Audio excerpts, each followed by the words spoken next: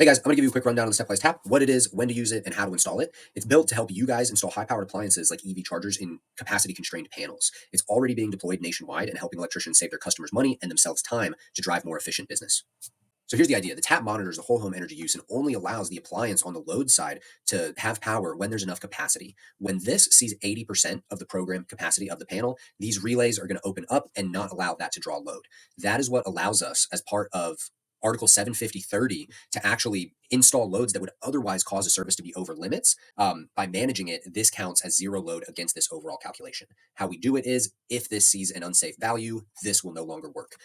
You can hook up loads up to 48 amp output or a 60 amp breaker or overcurrent protective device. It's going to work on panels up to 200 amp rated and is programmable all the way down to 60 ampere subpanels.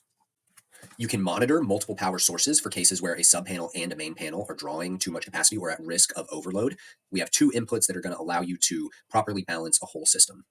The installs are pretty straightforward, but if you need technical support, we've got a US-based support team that's available for your calls. You're going to have the one cohesive tap device here. You're going to have the accessories being two current transformers, one for L1, L2 of the supply panel, zip ties to secure those in place, and a Wi-Fi antenna to pop on at the end. We have pre-drilled knockouts for you guys to utilize. The 1/2 inch are typically used for the current transformer low voltage wires, and the 3/4 and 1 inch are available for your high voltage connections. I don't need to go in on this one. Line in, load out, fellas. If you have any questions, you can give me a call, but otherwise I'll trust you guys to, go over those local codes and make sure that everything is up to snuff, proper sized conduit, proper sized conductors.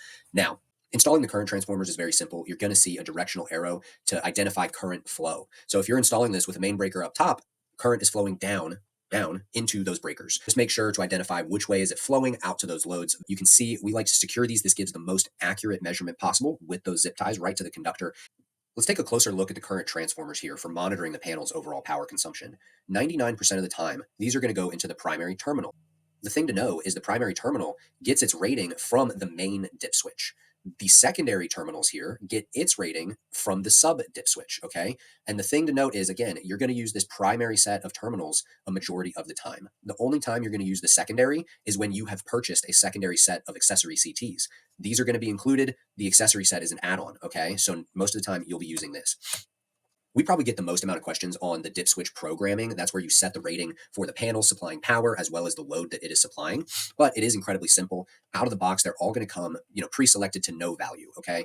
This is just saying you can program any of these values onto the dip switches. Some of them won't make sense though. We know that the load is limited to 60 amps. So it will go into fault if you program this at 70, 80, or anything above. It won't compute. At 80% of whatever you program, it's going to start to throttle back. So when it's looking for overcurrent on the charger, for say, it's looking for 48 amps.